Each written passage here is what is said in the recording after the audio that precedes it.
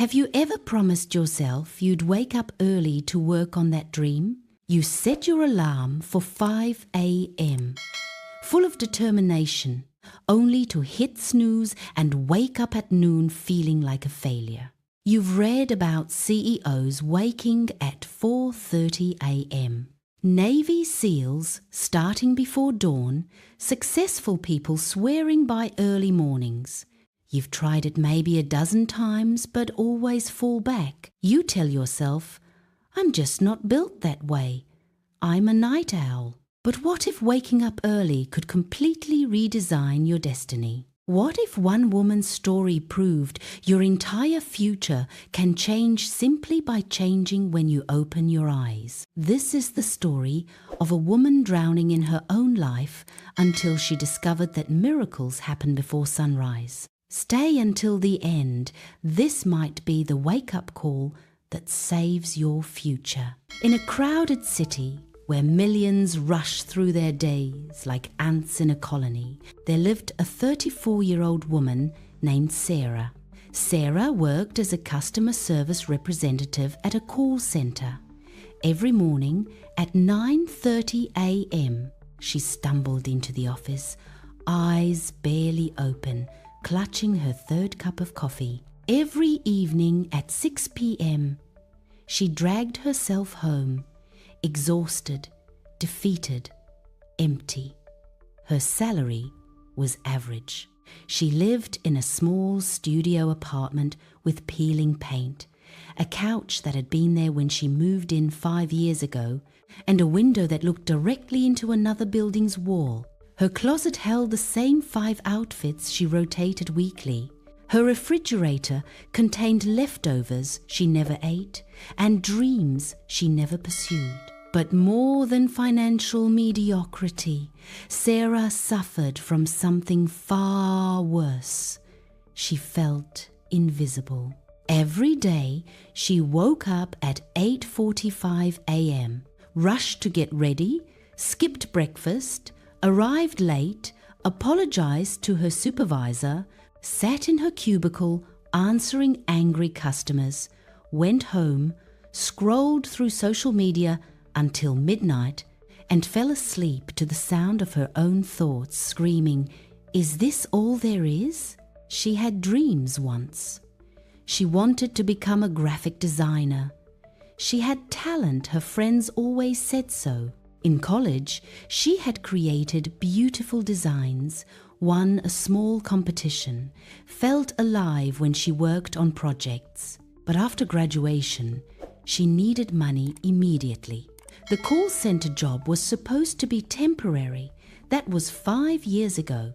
Every night, as she lay in bed scrolling through Instagram, she saw former classmates launching their design careers, traveling, creating, living. And Sarah would think, how did they do it? Why am I stuck while they're moving forward? She had tried to change. She bought online design courses but never finished them. She told herself she'd practice on weekends, but Saturdays disappeared into sleeping until 2 p.m. And Sundays vanished in a fog of Netflix and dread about Monday morning. Her younger sister, Emma, who worked as a nurse, would visit once a month. "Sarah, you're so talented. Why don't you pursue design? You're wasting your life at that call center." Sarah would shrug, her voice hollow. "I'm too tired, Emma. After work, I have no energy. I don't know how people do it. Work full-time and build something else." Emma would shake her head, because they manage their time differently than you do. But Sarah didn't know what that meant. She worked 8 hours, slept 8 hours, and the remaining 8 disappeared into commuting, eating, and existing. There was no secret extra time. Everyone had the same 24 hours, right? The truth that haunted her most was this: she wasn't unhappy enough to quit. She wasn't happy enough to stay. She was trapped in the grey middle and every morning when her alarm blasted at 8:45 a.m., giving her exactly 45 minutes to get ready and commute, she felt like she was sleepwalking through someone else's life. One thought kept returning, a whisper in the quiet moments before sleep. There has to be another way. But what? One freezing Monday morning in January, Sarah's phone rang at 7:30 a.m. She was still in bed, half awake. It was Emma, her voice shaking. "Sarah, can you come to the hospital?" Not as a visitor, as family. Dad collapsed. Heart attack. Sarah's world stopped. She threw on clothes and took a taxi across the city, a 45-minute ride that felt like hours. When she arrived at the intensive care unit, her father was stable but weak, tubes connected to his arms, monitors beeping steadily. The doctor was gentle but direct. "He's going to survive this time, but he needs to change everything: diet, stress, lifestyle.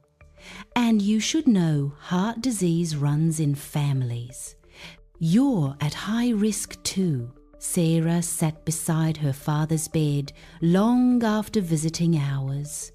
She watched his chest rise and fall, fragile and mortal. Her father had worked hard his entire life. 2 jobs, overtime, weekends. He provided for the family, but he never pursued his own dreams. He always said, "Someday, when I retire, I'll do what I really want." Now he was 61, lying in a hospital bed, and someday had never come. Her father's eyes opened slowly. He saw Sarah and tried to smile. "Sarah, my dear," he whispered, voice weak. "Don't be like me. Don't wait until it's too late to live the life you want." Tears streamed down Sarah's face. "Dad, I don't know how." His hand squeezed hers with surprising strength. "Find a way. You're young. You have time, but time disappears faster than you think. Promise me. Stop wasting your mornings sleeping away your future." Sarah stepped outside the hospital into the cold pre-dawn darkness. It was 5:30 a.m. The city was just beginning to wake. A few joggers ran past. A baker across the street was opening his shop. Warm light spilling onto the sidewalk. Birds were starting to sing. The sky was turning from black to deep blue, and in that moment, standing in the quiet dawn, Sarah made a decision. "No more," she whispered to herself. "I will not waste another day. I don't care how hard it is. I will find a way to build the life I want." On the subway ride home, Sarah noticed something unusual. Sitting diagonal from her was a woman in her 40s, stylishly dressed, working on a laptop, peaceful and focused. Sarah recognized her Miss Patricia Morgan, a successful creative director whose work Sarah had admired online. What shocked Sarah was the time: 6:15 a.m. A successful woman working on a subway. At dawn, Sarah gathered her courage. "Excuse me, Miss Morgan? I follow your work online. I'm sorry to bother you, but why are you working this early?" Patricia looked up and smiled warmly. "Because I wake at 4:45 every morning. This is my sacred time before meetings, before emails, before the world demands my attention. This is when I create. But don't you need sleep? I sleep at 9 p.m. 7 hours. Plenty." Patricia studied Sarah's exhausted face. "You look like someone who's been running on empty for years." Sarah felt tears threatening. "I am. I work all day, but I'm not building anything. I'm just surviving." Patricia closed her laptop.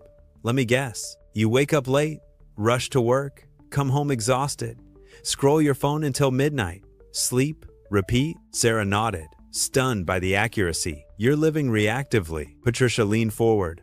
"Most people do. They let the day happen to them.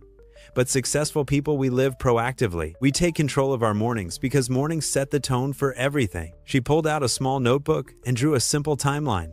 Sarah, imagine your day as a train. If the train leaves the station late, chaotic, and unprepared, it stays late and chaotic all day long. But if it leaves on time, smooth, and intentional, everything flows better. Your morning is that station. She drew 2 columns. The hours between 5 a.m. and 8 a.m., that's your golden window. While 95% of people are still sleeping or rushing, you have silence, focus, and energy. 3 hours every morning. That's 21 hours per week, 90 hours per month, 1,095 hours per year. Patricia wrote the numbers clearly. That's 137 full 8-hour workdays. You literally get 5 extra months of productive time every year just by waking up early. In 5 years, that's an extra 2 full years of life. Sarah's eyes widened. 2 years? Here's what you do with those 3 hours. Patricia's voice was firm but kind. This is not a suggestion. This is the system that changed my life 15 years ago. Hour 1, 5 to 6 a.m. Build your skill. Whatever you want to become, designer, writer, entrepreneur, this hour is dedicated to learning and creating. Not consuming, creating. Work on your portfolio. Take online courses. Design real projects. 1 hour, every single day, no exceptions. Hour 2, 6 to 7 a.m. Build your body. 30 minutes of exercise, walk, yoga, gym, whatever. Your body is your foundation. If it breaks, everything collapses. 30 minutes to plan your day, review goals, journal, meditate. Mental clarity is everything. Hour 3, 7 to 8 a.m. Proper breakfast. Prepare for your day with intention. Review your work. Arrive early, calm, and ahead of everyone else. Sarah wrote frantically on her phone. Patricia added 3 non-negotiable rules. Rule 1. You wake at 5 a.m. every single day. Yes, including weekends. Consistency builds the habit. Exceptions destroy it. Rule 2. You sleep by 9:30 p.m. You cannot cheat biology. You need 7 to 8 hours. Control when you rest. Rule 3. The first 21 days will test you. Your body will rebel. Your mind will create excuses. You'll want to quit on day 3, day 7, day 14. Push through. After 21 days, it becomes easier. After 90 days, it becomes your identity. Patricia looked at Sarah seriously. I'll give you a challenge. 90 days. Wake at 5 a.m. and use those 3 hours intentionally. After 90 days, send me your portfolio. If you've actually done the work, real work, not half effort, I'll review it personally and introduce you to people in the industry. She handed Sarah her business card. But if you quit, don't contact me. This industry is filled with people who say they want success. I only help people who prove they want it. Sarah felt the weight of the moment. She thought of her father in the hospital bed. Her wasted years. Her vanishing future. I'll do it, she said, voice steady. I won't quit. We'll see, Patricia said with a knowing smile. Everyone says that on day 1. The next morning, Sarah's alarm screamed at 5 a.m. Her body felt like concrete. Her mind whispered, just 1 more hour. You deserve rest. Tomorrow, you can start. But she remembered her father's face, Patricia's challenge, her own promise. She threw off the blanket and stood up. The first week was torture. Sarah felt like a zombie. At 5:00 a.m. While darkness still covered the city, she sat at her tiny desk with her laptop, working through Photoshop tutorials on YouTube. Her eyes burned. Her head throbbed. But she didn't stop.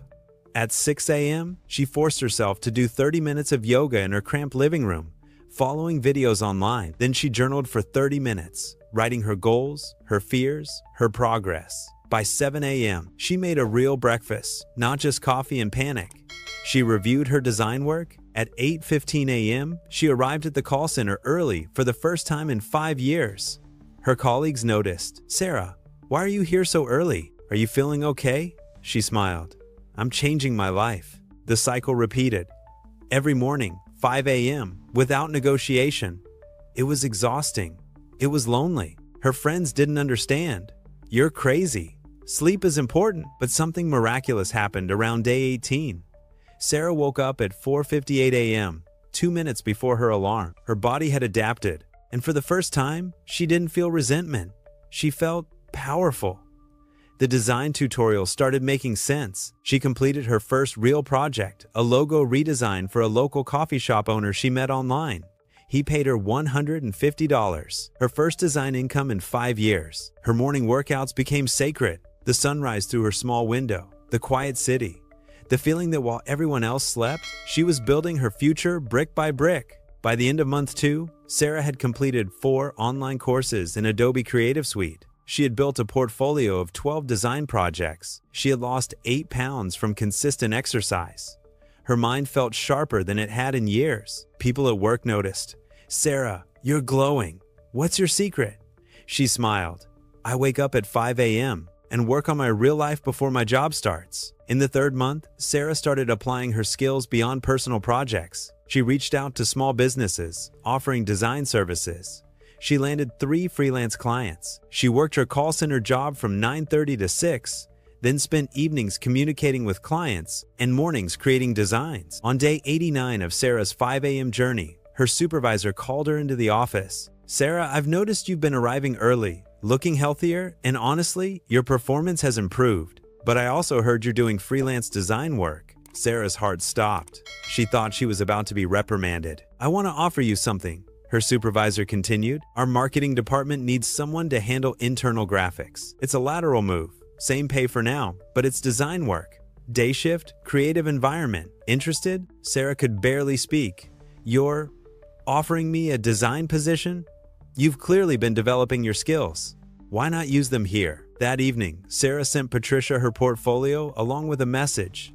90 days. I never missed a single 5 a.m. wake up. Here's what I built. And today, I got offered a design position at my company. Patricia's response came within an hour. "I knew you had it in you. You didn't just build a portfolio. You built discipline. That's rarer than talent. Let's meet next week. I want to introduce you to my team." 1 year later, Sarah had left the call center entirely. She was working as a junior designer at Patricia's agency. She had tripled her income. She had moved to a bright 1-bedroom apartment with huge windows that let in the morning sun. Every morning at 5 a.m., she still woke up, not because she had to, but because those 3 hours were sacred. That's when she worked on passion projects, learned new techniques, and planned her future. Her father, now recovered and healthier, visited her new apartment. He saw her design awards on the wall, her thriving career, her joy. "Sarah, you did it. You actually changed your life." She hugged him. "You told me to stop wasting my mornings." I listened. Her colleagues would ask, "Sarah, why do you still wake up so early? You've already made it." She would smile and say, "Success isn't a destination. It's a daily practice, and mine begins at 5 a.m. My friend, Sarah's story is proof of something powerful. Your life can change, not someday. Not when conditions are perfect. Right now, starting tomorrow morning at 5 a.m. Here's what most people don't understand. The difference between where you are and where you want to be is not talent. It's not connections. It's not even circumstances. It's how you use the time when everyone else is sleeping. Between 5 a.m. and 8 a.m., the world is quiet. No emails, no calls, no interruptions. Your willpower is at its maximum. Your mind is fresh. This is when you do the work that changes your trajectory. Successful people understand this. That's why entrepreneurs, artists, and high performers wake up early. Not because they're superhuman, because they understand that winning the morning means winning your life. So here's your challenge.